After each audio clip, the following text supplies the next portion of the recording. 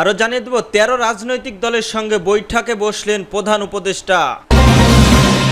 রাজনৈতিক সরকার না থাকলে সমস্যা বাড়তে থাকে বললেন মির্জা ফখরুল।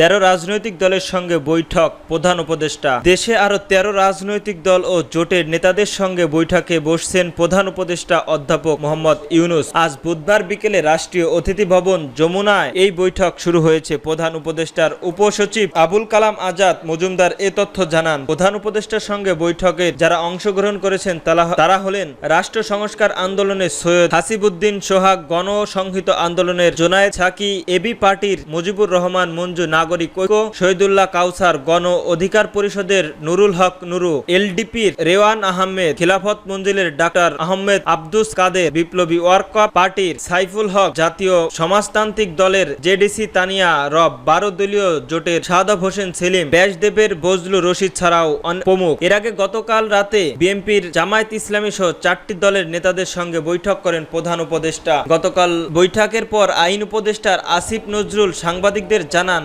সম্প্রতি উদ্ভূত পরিস্থিতি রাজনৈতিক দলগুলোকে সরকারের কঠোর হওয়ার পরামর্শ দিয়েছে। একই সঙ্গে রাজনৈতিক মাঠে মতবিরোধ থাকলেও ফ্যাসিবাদী বিরোধী ঐক্য তাদের অটুট রয়েছে বলে জানান তিনি। রাজনৈতিক সরকার না থাকলে সমস্যা বাড়তে থাকে বললেন ফখরুল। রাজনৈতিক সরকার না থাকলে দেশে সমস্যা বাড়তে থাকে বলে মন্তব্য করেছেন বিএনপির মহাসচিব মির্জা ফখরুল ইসলাম আলমগীর। তিনি বলেছেন, রাজনৈতিক দল হিসেবে বিএনপি সর্বদা দ্রুত নির্বাচনের মাধ্যমে একটি স্থায়ী সরকার গঠনের পক্ষে। বুধবার গুলশানে বিএনপির চেয়ারপারসন কার্যালয়ের ক্ষুদ্র নিগোষ্ঠীর নেতাবৃন্দদের সঙ্গে বৈঠক শেষে গণমাধ্যমকে একথা বলেন। উত্তরায় বিমান দুর্ঘটনার পরে সরকারের পদক্ষেপ নিয়ে প্রশ্নের জবাবে ফখরুল বলেন, এই সরকারের সবচেয়ে বড় সমস্যা হলো তাদের অভিজ্ঞতার অভাব। কিছু মানুষের ইগোর কাজ করছে। রাজনৈতিক দলগুলোর বিশেষ করে জায়গা আগে সরকার ছিল, তাদের অভিজ্ঞতা আছে, তাদের সঙ্গে পারস্পরিক সম্পর্ক ভালো হতো, তবে তিনি সরকারের আন্তরিকতার কোনো ঘাটতি দেখছেন না বলে মন্তব্য করেছেন। একই সঙ্গে বিএনপির মহাসচিব অন্তর্বর্তীকালীন সরকারের দুর্বলতাকে বড় করে না দেখার, তাদের স্বস্তিদায়ক ও